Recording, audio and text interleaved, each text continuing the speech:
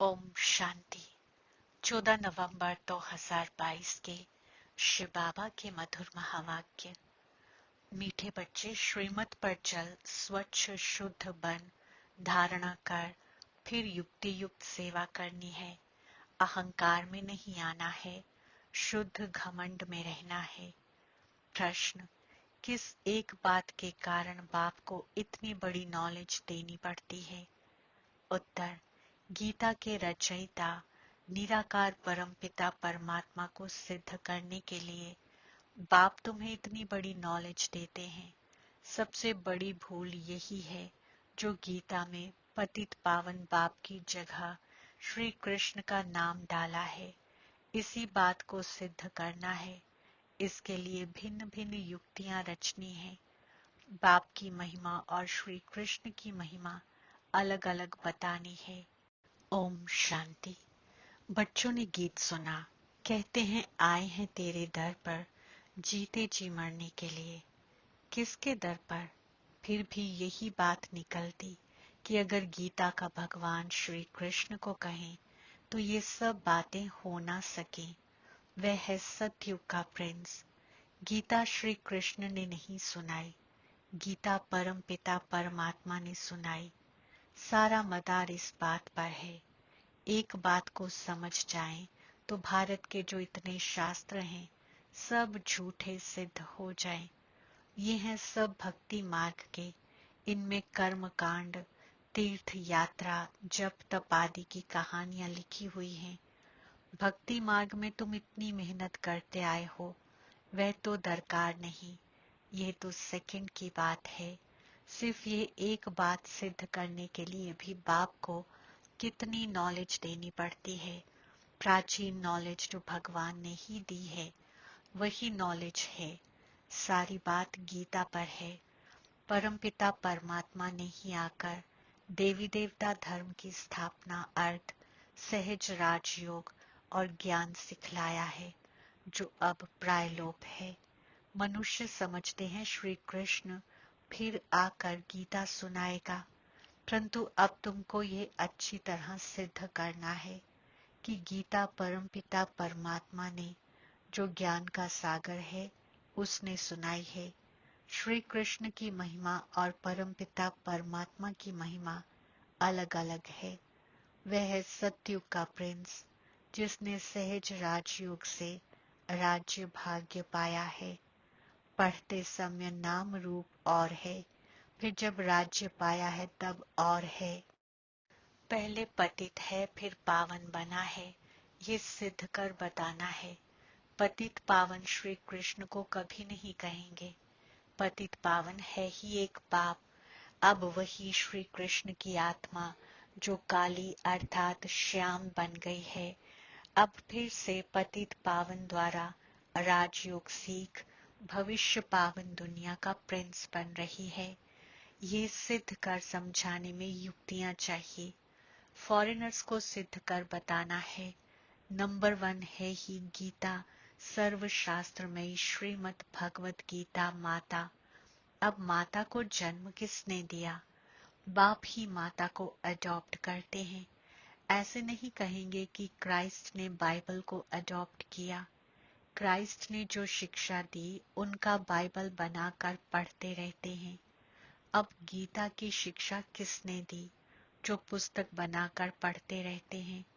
ये किसको पता नहीं, और सबके शास्त्रों का पता है। ये जो सहज राजयोग की शिक्षा है वह किसने दी, ये सिद्ध करना है। दुनिया तो दिन प्रतिदिन तमो प्रधान होती जाती है। ये सब ख्यालात स्वच्छ बुद्धि में ही बैठ सकते हैं।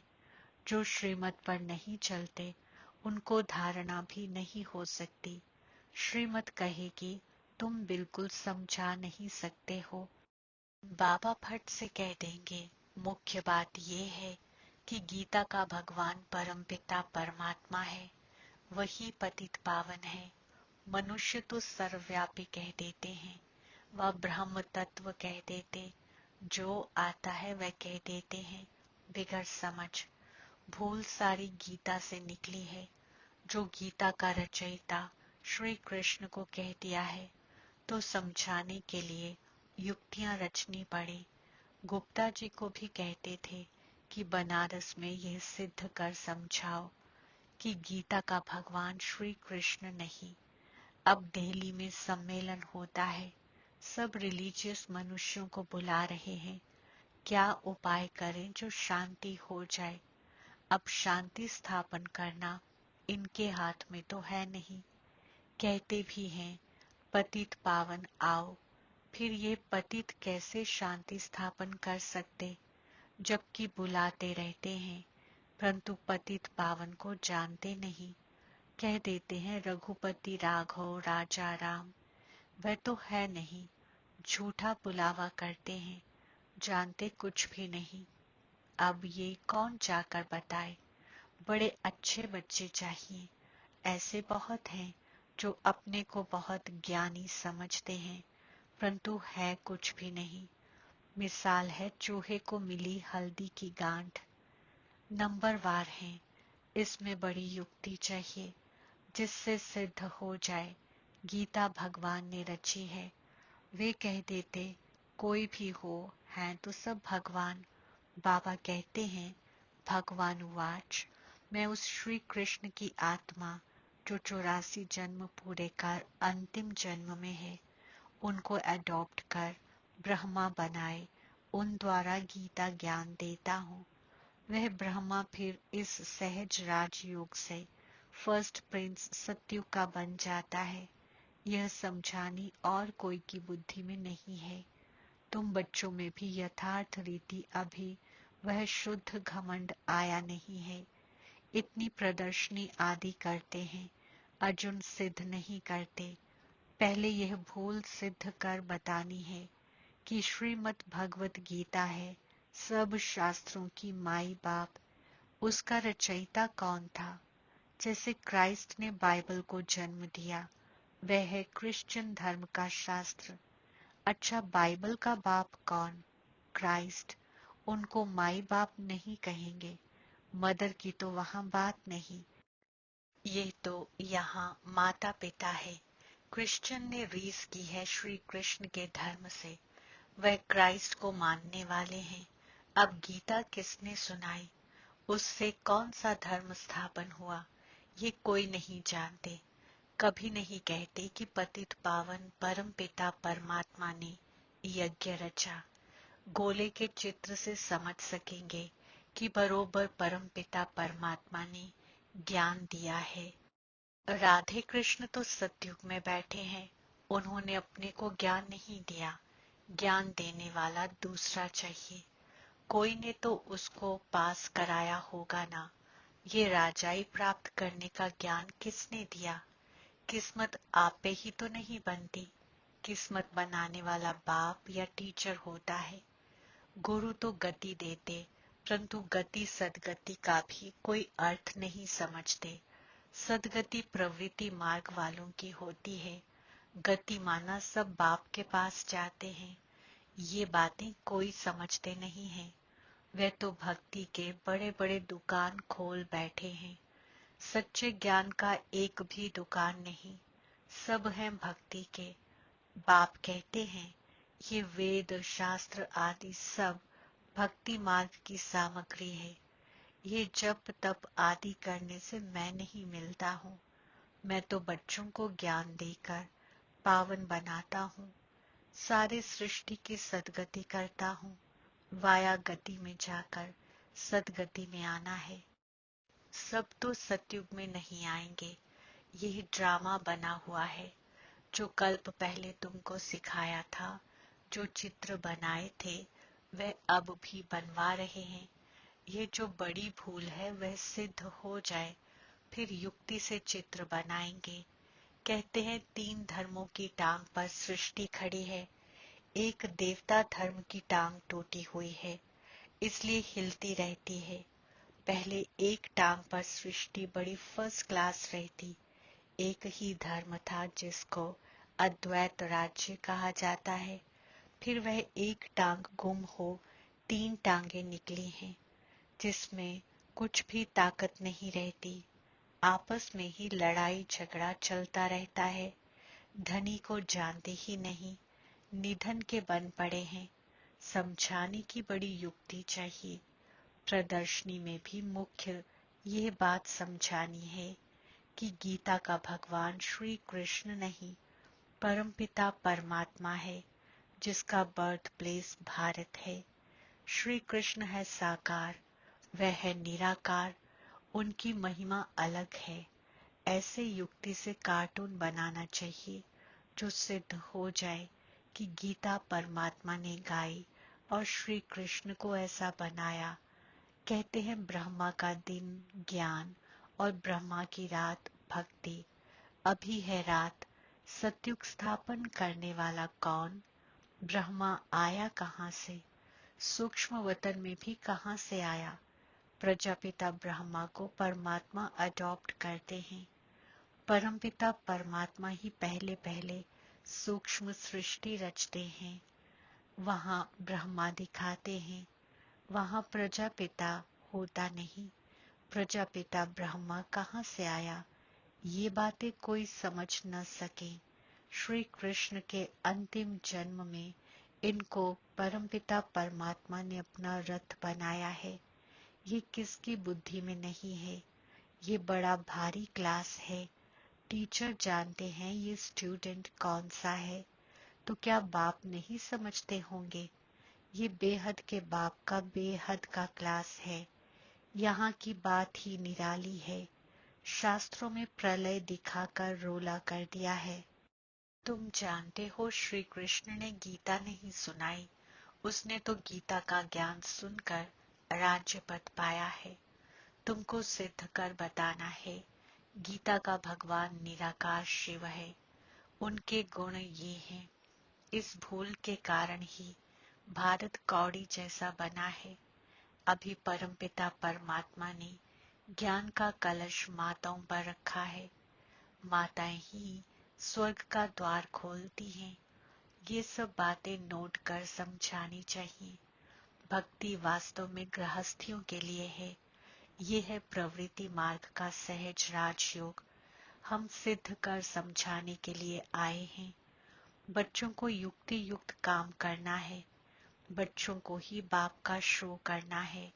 सदैव हर्षित मुख, अचल स्थैर्यम, मस्त रहना है। आगे चलकर ऐसे बच्चे निकलते जरूर हैं। ब्रह्मा कुमार कुमारी वह जो 21 जन्म के लिए बाप से वर्षा दिलाए। कुमारियों की महिमा भारी है। मुख्य मम्मा है, वह ज्ञान सूर्य है। ये है गुप्त मम्मा अर्थात ब्रह्मा। इस राज को मुश्किल ही कोई समझते हैं। मंदिर भी उस मम्मा के हैं। इस गुप्त बूढ़ी मम्मा का कोई मंदिर नहीं। ये माता पिता कंबाइंड है। श्री कृष्ण तो सत्युग का प्रिंस है। गीता के भगवान की महिमा अलग है। वह पतित पावन लिबरेटर गाइड है। तो परमात्मा की महिमा बिल्कुल अलग है। एक कैसे हो सकते? मुख्य बात ही ये है कि गीता किसने सुनाई। वेद शास्त्र आदि सब गीता के बाल बच्चे हैं और सब भक्ति की सामग्री है। ज्ञान मार्ग में कुछ होता नहीं। अच्छा, मीठे मीठे सिकिलधे बच्चों प्रति माता पिता बाप दादा का याद, प्यार और गुड मॉर्निंग। रूहानी बाप की रूहानी बच्चों को नमस्ते। हम रूहानी बच्चों की रूहानी बाप दादा को याद, प्यार, गुड मॉर्निंग, नमस्ते और शुक्रिया। धारणा के लिए मुख्य सार। पहला पॉइंट, हर काम बहुत युक्ति युक्त करना है। हर्षित मुख, अचल, स्थिर और ज्ञान की मस्ती में रहकर बाप का शो करना है। दूसरा, ज्ञान की नई और निराली बातें सिद्ध करनी है। वरदान, शांति की शक्ति द्वारा असंभव को संभव करने वाले योगी तो आत्मा भव। स्पष्टीकरण, शांति की शक्ति सर्वश्रेष्ठ शक्ति है और सभी शक्तियां इसी एक शक्ति से निकली हैं। साइंस की शक्ति भी इसी शांति की शक्ति से निकली है।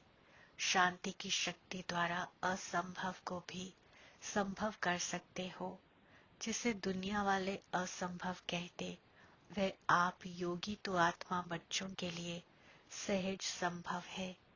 वे कहेंगे परमात्मा तो बहुत ऊंचा, हजारों सूर्यों से तेजोमय है, लेकिन आप अपने अनुभव से कहते, हमने तो उसे पा लिया, शांति की शक्ति से स्नेह के सागर में समा गए।